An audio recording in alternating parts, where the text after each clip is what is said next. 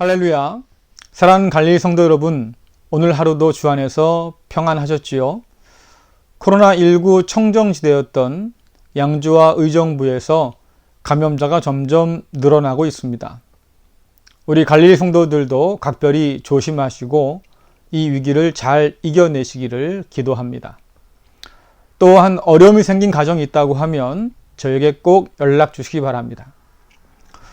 오늘은 사순절 묵상 31일차로 호세아 3장 1절부터 5절 말씀을 묵상하겠습니다.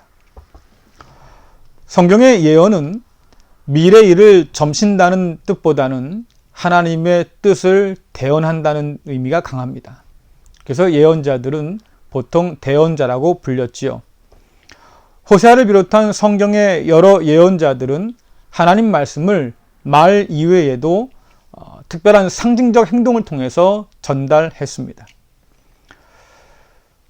아시리아 제국의 위협 앞에서 하나님이 아닌 애굽을 의지하고자 했던 유다 사람들 앞에서 이사야는 3년 동안 벌거벗은 채로 지내야 했습니다. 하나님이 아닌 이방 나라를 의지하면 결국 이렇게 벌거벗은 몸이 될 것이라고 경고하기 위함이지요.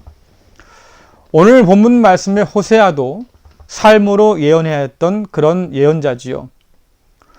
어느 날 하나님께서 호세아를 찾아오셨습니다. 고멜과 결혼하라는 명령을 내리시지요. 여러분들, 결혼을 꿈꾸는 사람이라고 하면 누구나 사랑하는 사람과 함께 결혼해서 아름다운 가정을 꾸리고 싶어 합니다. 그런데 하나님께서 결혼하라고 했던 이 고멜이라는 여자는 당시 그 마을에서 가장 음란했던 그런 여인이라고 성경은 말합니다. 어떻게 호세아에게 하나님께서 고멜과 결혼하라고 명령하실까요? 여러분 같으면 이 명령에 순종할 수 있겠습니까? 참 순종하기 어려운 명령이 분명한데 놀랍게도 호세아는 순종해서 고멜과 결혼하고 아이를 낳고 삽니다. 하나님은 호세아를 통해서 이스라엘에게 무엇을 말씀하고자 하실까요? 어제도 살펴보았지만 하나님과 이스라엘의 관계는 여러 비유로 표현됩니다. 사랑이 풍성한 아버지와 그 사랑을 거절한 아들이 대표적인 예지요. 또한 선한 목자와 각기 제 길로 뿔뿔이 흩어져 버린 양으로도 표현됩니다. 그리고 오늘 호세아에서 보듯이 신실한 남편과 부정한 아내로도 표현됩니다. 이러한 비유 가운데 공통점이 뭘까요?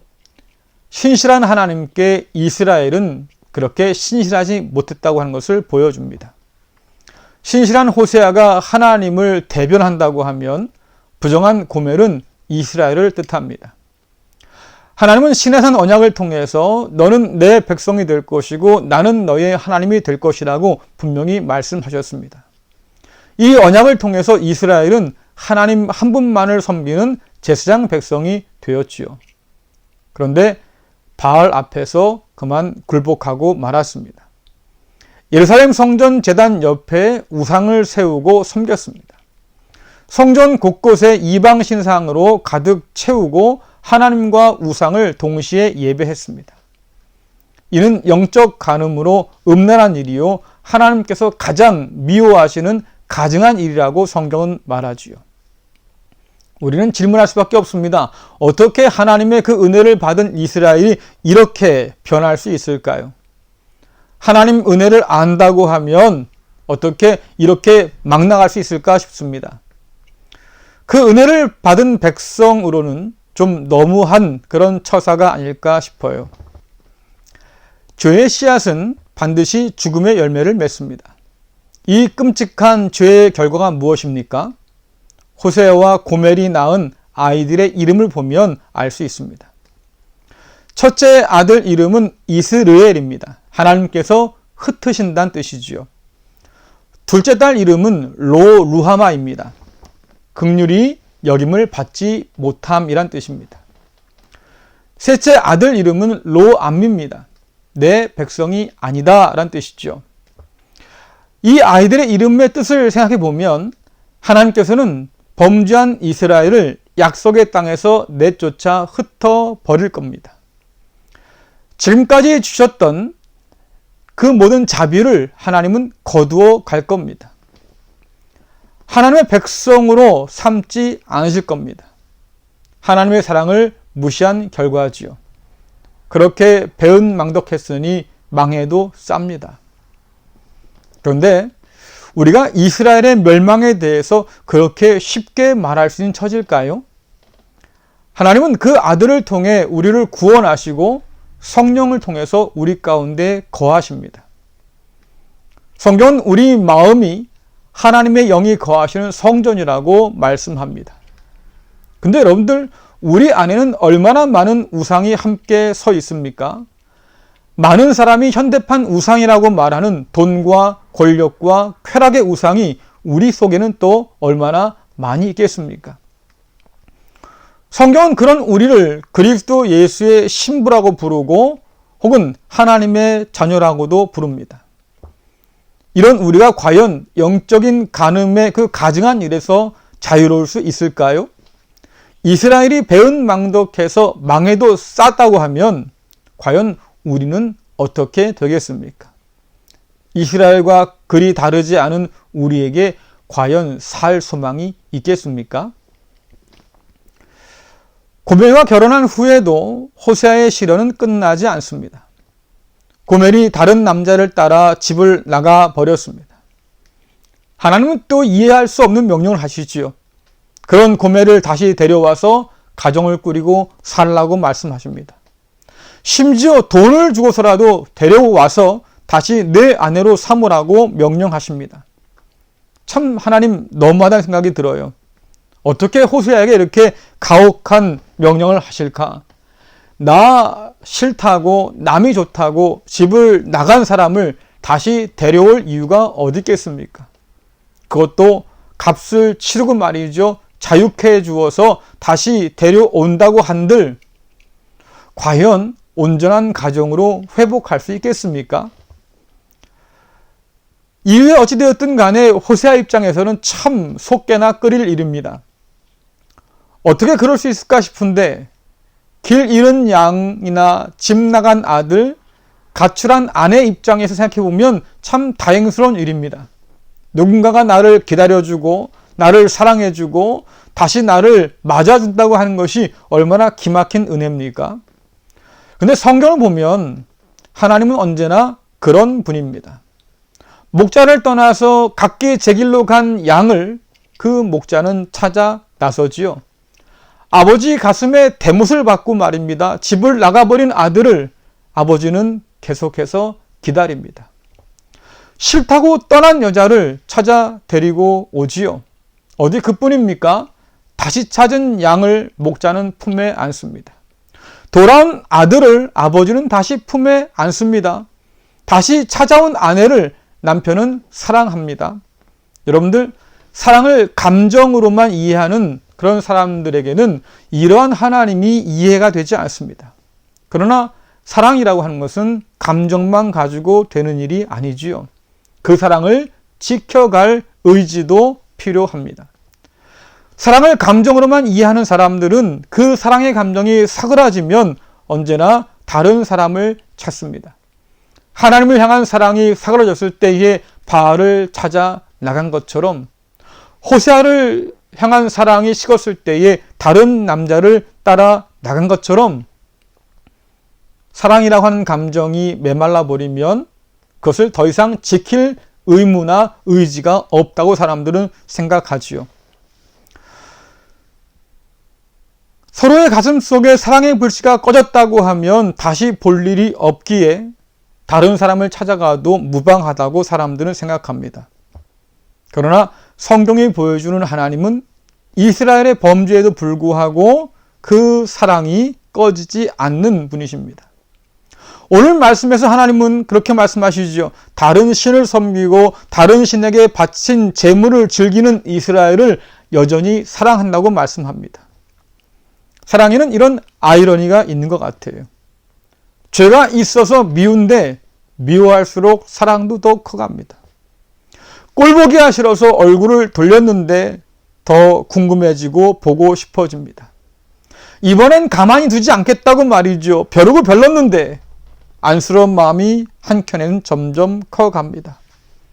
노려할수록 더 잡고 싶어지지요. 이것이 사랑의 아이러니입니다. 하나님 마음에 이러한 아이러니가 있다고 하는 거지요. 호세아 11장 8절에서 하나님은 내 마음이 내 속에서 돌이키어 나의 긍휼이 온전히 불붙는 듯 하다고 말씀하십니다. 왜 그럴까요?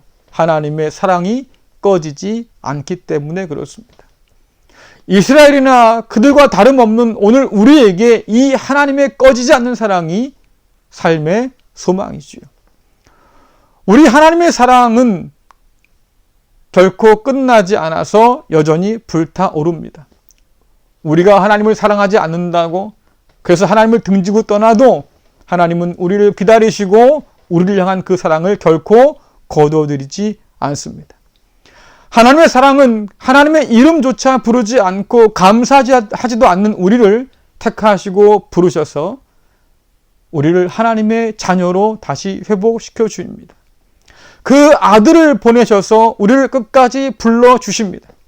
우리는 그 아들을 십자가에 못 박아 죽였지만 하나님은 그 십자가를 통해서 오히려 우리를 구원하셨습니다.